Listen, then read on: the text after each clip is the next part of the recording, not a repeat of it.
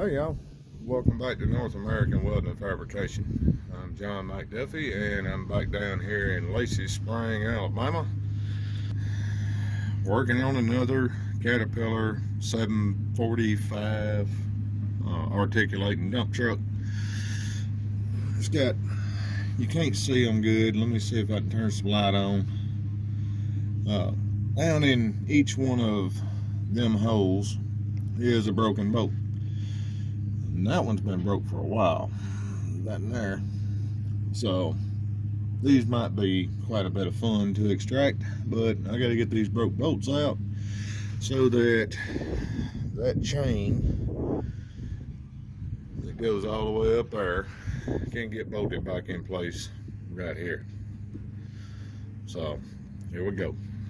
Excuse the wind, but the last time I was messing with one of these, somebody mentioned that I should lock it out. Well, all these cat trucks have a Caterpillar padlock for that purpose, but the thing about it is it takes the same key as the ignition, so they can still get it, but they gotta have the battery key.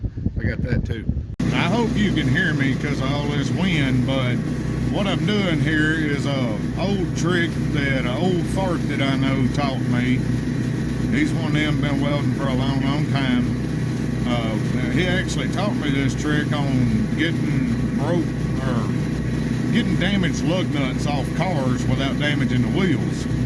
What you do is you take a piece of small tube that'll fit up in the hole, and then you weld it from the inside blindly to whatever you're trying to get out, and that way you don't damage the hole, and it saves you the material of the rods that you would need to stack that out here to put a washer on it.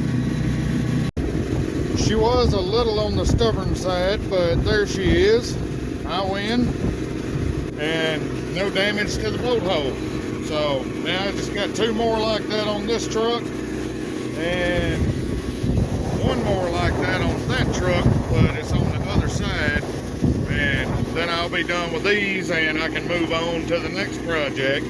They got me down here for 3 different projects. I'll probably be down here for a couple days. This absolutely should go without saying, but you don't have to use an entire piece of pipe for every bolt. Just cut off the little bit that you welded to and stick the rest of the pipe on the new bolt. As long as your pipe's long enough for you to reach it, you're good. Well, I'd love to be able to lie to you and say that was easy, but it's not. It wasn't. That one was easy.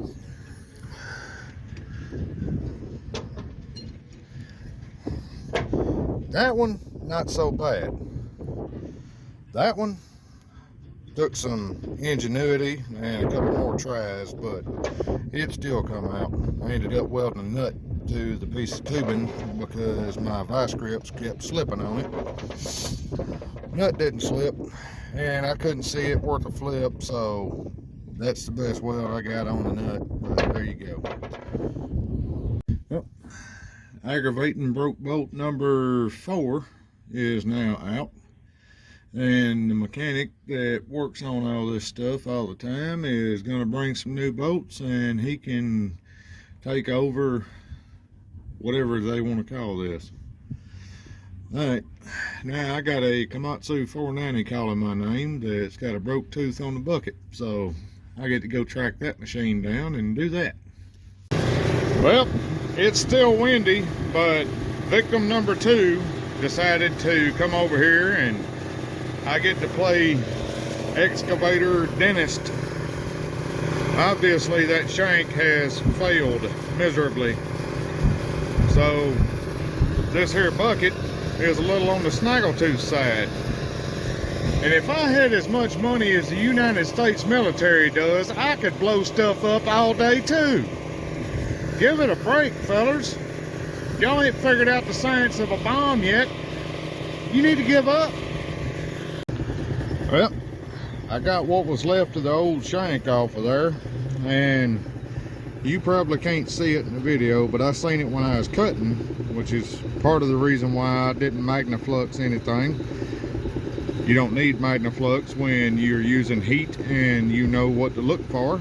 but there's a little crack right in there at the end of my finger, and it runs along beside that weld. Chances are that crack goes into that metal. There's another one just like it, and another, and another. It's cracked on each side of pretty much every shank on this whole bucket except the corners. So yay, I got more to gouge out and redo. What caused all this? I have my suspicions. My main suspicion is somebody was using a wire welder and they didn't care how many pinholes they put in their bead. So yeah, I'm gonna put the new shank on and gouge that crack out and fix it. There's another one over here just like it. Fix all that, put this new shank on, and then go down through there and hit all them cracks.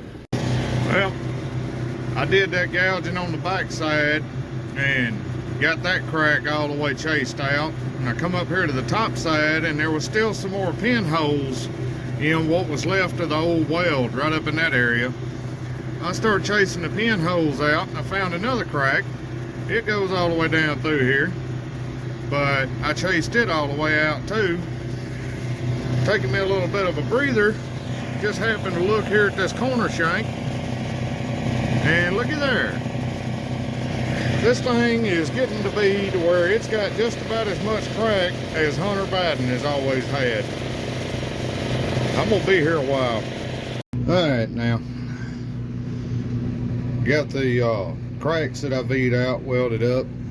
Got the new shank tacked into place, and I'm fixing to get started welding it out. No, I'm not welding it flat, and the reason why is the slag on the 7018 likes to try to run around in front of the puddle, and that just creates pinholes, and pinholes is part of the reason why I'm here to start with.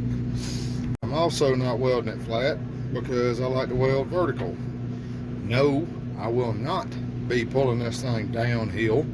I'll be welding all the way from down here at the very tip in this direction, uphill, all the way up through there on both sides. Once I get the top side filled in like I need it to be, I'll flip it around and I'll do the same thing to the bottom side.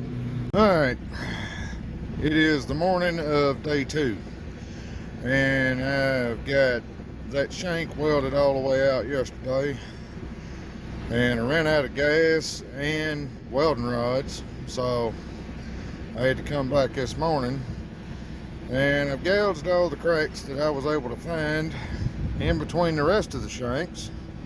So now I'm gonna go on ahead and get started piling the 7018 back in, see how this goes.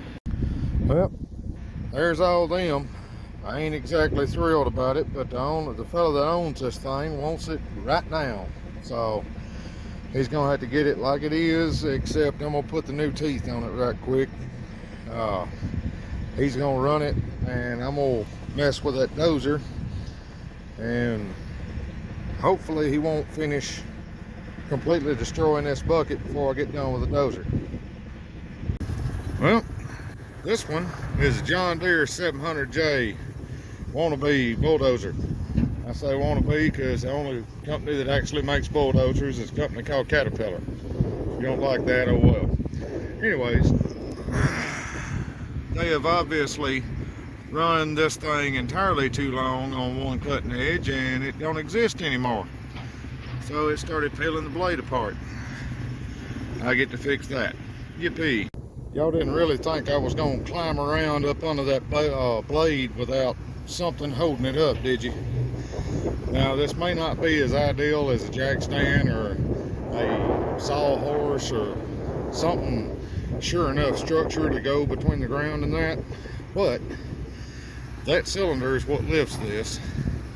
That chain is tied to the track pads, and that chain is every bit strong enough to hold what that cylinder can pull. So yeah, it'll hold. I got another one just like it on the other side. So yeah, that's as safe as this is going to get.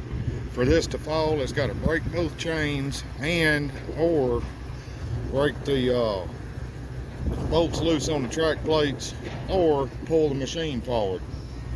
It ain't doing all that. So there you go. Alright, I don't know how good you can hear me, sorry if it's windy, but what we got going on here is I need to apply some straight upward force on this bent piece and do some clamping right in here.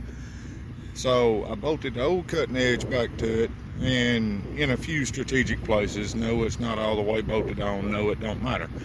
But anyways, I'm gonna use the cutting edge bolt holes and some clamps and some heat and a piece of 3/4 by 3 flat bar and a come along, and I believe I'll be able to make all this happen.